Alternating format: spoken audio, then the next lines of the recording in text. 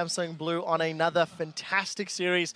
And with all of the Western teams now being out of the 2014 World Championships, I have a special request to the live design team from both North American and European LCS. Can we make the Nexus less tanky next year? With that, let's actually pick up the replay that ended that game. I think it's going to say it all, so let's get that on the screen immediately. Monte Cristo and the rest of the guys at the desk, let's start this one off, roll it out, and just talk me through these final moments from both Cloud9 and Samsung Blue's perspective. Oh, I'm trying to remember which fight this was. This is the one that gets caught. Yeah, C9 get back The in three game. picks that lead to the inhibitor and the Nexus push. So Double the lift. flash kick was awesome, first of all. That was sick. Yeah. And they just kind of all in and they chase. I've actually never seen Meteos pull that move off. I mean, it was just so clutch No, I to told do you, it at this he trained his champion. At the start, he was bad, but he said, like, no, I'm going to train those mechanics. He wins games in LCS purely on play. This bubble right here, this three-man bubble, Yeah. I thought as the Nexus was about to die, that Hart won his team the game. If that bubble didn't hit 3 people, they might have got been other able to bomb end it. shield. Bomb absorbs it. And Here's what you want to look for, actually, though. So as they chase down, there's 3 things to watch for. First of all, Meteos has kick back up at the very end here. He can actually kick deft to keep him from dealing damage. Also, at the very end, Corki flashes into the spray and pray shot that kills Lee Sin. Watch for that at the very end. If you kick deft away, So, if you don't die, you actually survive here. Because they focused down Rengar in that fight. Question to double lift. If those auto attacks had been on the tower and then the Nexus, would this have been a Nexus kill? it's so hard to tell. That's so hard to No, tell Rengar because would've killed him. Rengar might have been able to kill somebody, so they had to clean him up. The point of this play, though, we can scrutinize this and be like, maybe, is that C9 was so far down, they had the balls to make a pick with a kick flash, and that was not a flash kick, that was a kick flash. And they basically realized, guys, we just got 2 picks. We will never, ever in this match get 2 more picks. We have to run for the base and try and finish. And they had the audacity to do that, and that is just what separates like the great teams from like the best teams. And that's why I think Cloud9 is really like the best team in the LCS, either NA or EU. This is a team that can play from behind, that has a very clear idea about how they're going to win the game, usually has excellent pick and ban phase. They really brought it out this series, and they played an amazing series against a very strong opponent. I have to ask the question to Freak, who's casted this team for many years now, watched them for a good year and a half. I feel that Orianna needs to be added to High's champion pool because Talon was average at best in both the group stages and now quarterfinals for him. I mean, is that something you It's true. Honestly, every time at Worlds, High, unfortunately, gets brought down to champion that he's not quite as comfortable on. You could say it costs his team the game a little bit. I mean, he's playing a very unsafe champion against a Rengar, right, and getting caught out for it. I don't want to say it's High's fault to lose these games. That's completely unfair. But yes, he's getting pushed a little bit too far down as champion pool. I would like to see him broaden out his top tier a bit. Orianna would be a good pick. I mean, it's whatever you want it to be. Dade has his own crazy champion pool, and it works for him just fine, usually. Just learn more top tier champions for you, and you're good to go. Yeah, definitely. I think High is a player with a lot of big strengths and a lot of big weaknesses. Obviously, the champion pool and the fact that he gets caught out of position so frequently, but also he's the shot caller for that team. And anytime they rotate, anytime they make those big plays and those clutch decisions, it's High. So to cut you off, we are talking about High. It's actually fantastic. We have an interview with him. We will come back to the discussion in a moment.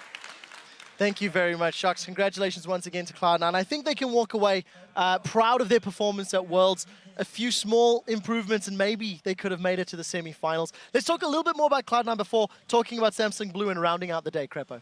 Oh yeah, I was actually going to jump from the Cloud9 from to Samsung Blue, because I feel like while every team has their weaknesses, you have to exploit them. And I feel Spirit, this match, exploited them so beautifully. He ran top when there was no vision, Balls was running up to ward, and right at that moment, max range Rengar leap, and he holds his boa. He holds it till after the flash, and over, he'll go mobility boots, gank mid, he'll jump in, place a pink ward, hold the boa, force High to react, boa strike, and then just screw it High, and he basically won that game for Samsung Blue. Absolutely. Holding the bola was just so key in those early engagements. And also the team composition that Blue got. We saw a lot of Yasuo bans in this series.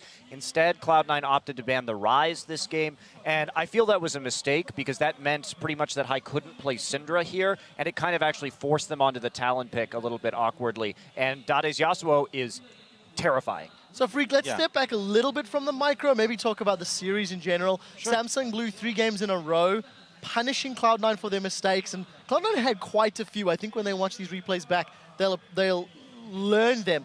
But we also saw a lot of weaknesses in Samsung Blue that Cloud9 punished several times over the course of the series. Yeah, so thinking back about the series, Game 1, fantastic analysis and thought process by C9 to get that level 1 invade. Really sexy, really smart, set him up ahead. We saw all 4 games, the team with the lead early on snowballed it. Both these teams incredibly good with the lead. It's the tendencies you can exploit that you can build a lead against these teams. C9 repeated the same invade multiple times, and you saw Lemon face check by himself in Game 3. That was exploited. Similarly, again, the Game 1 invade by C9 really smart as well. So both these teams learning about their opponents, exploiting mistakes, snowballing leads very well. Also, just to correct what I said earlier, Lee Sin kick was not, however, unbreakable, was wasted on Nami. That would have been something to maybe break some Twitch damage down. I just wanted to make sure I didn't get that one out incorrectly. There was no kick up. Yeah, but, you know, speaking of individual mistakes, overall in the series, though, right, these guys have had early game deficits, bit of weaker champion pool sometimes. Samsung Blue in general, they don't win the 2-on-2 lane, and that can be very rough against like Imp and Mata. doublelift, talk to me about the series before we move on and talk about the bracket. Yeah, I was just going to talk about Samsung Blue a little bit because their early game, it's like people will just slap them in the face and they'll just take it. They'll be like, oh yeah, I love that. And then mid game, they just Pretty sure they explode. Don't love that. That's maybe you. They make these ridiculous plays where they just get an ace and Baron every time. Honestly, all 3 of these previous games, they just get an ace and Baron, and then it's like, okay, game's over. Samsung Blue's got Baron. They've aced you. They're just going to wipe you over and over and over again. So it's just so impressive how much better mid-game these guys are than everyone else. I completely agree. We'll have a chance to see their mid-game again in just a week's time.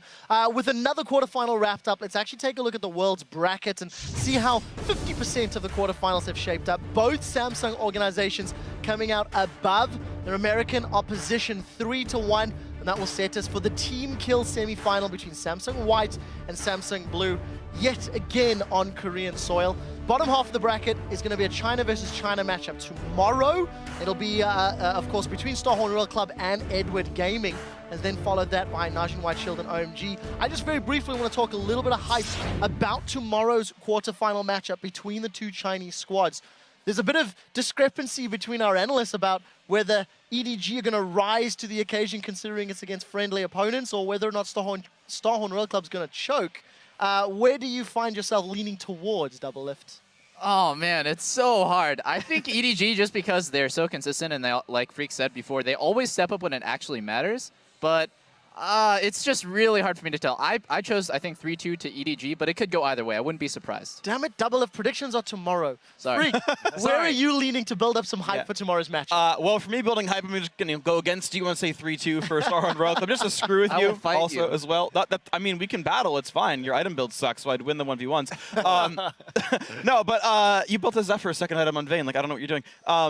But no, it's honestly a great match. They have very, very different styles. It's going to be a lot of fun to see if Starhorn Royal Club can use their typical early game advantage. They're just incredible players overall, right? And it's just going to be a bloodbath. It's Chinese law. They fight a lot. Well, yeah. Final thoughts from Crippo and Monty before we move on. I just agree that I think that if the average league viewer has interest in a lot of different things, if you're more like macro strategy, rotations, and calm early games, you would have loved these series so far.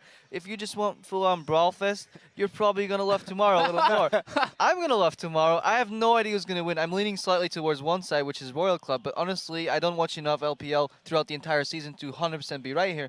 But I'm just looking forward to see Uzi play. Final thoughts, Monte Cristo? Well, I'm leaning towards EDG. I think they're going to pick it up in a best of 5, and that with these couple weeks we'll kind of re-empower them. And I hope we get to see that, because if you guys actually get to see EDG and Name when they're on fire, it is a pleasure to watch them team fighting, a lot like Samsung Blue. And if you don't, it's his fault, because he's cursed them with the caster curse, as it were. So you've heard of the opinions. There's a bit split in the desk, which I'm excited about. And that World's Knockout stage will resume with Day 3 of the quarterfinals here in Busan. And that Chinese rivalry continues when Edward Gaming meets the Starhorn Royal Club. That series will begin tomorrow at 7 a.m. Central European Summertime, which is actually 10 p.m. Pacific time tonight. So guys, set your alarms accordingly. Today's series started off with a bang and it ended exactly the same way. That does it for Day 2 of the quarterfinals. I'd once again like to thank all of our guests here on the analyst desk, and from all of us and the entire World's broadcast team, thank you for watching. We'll see you for Day 3 as the 2014 World Championship continues.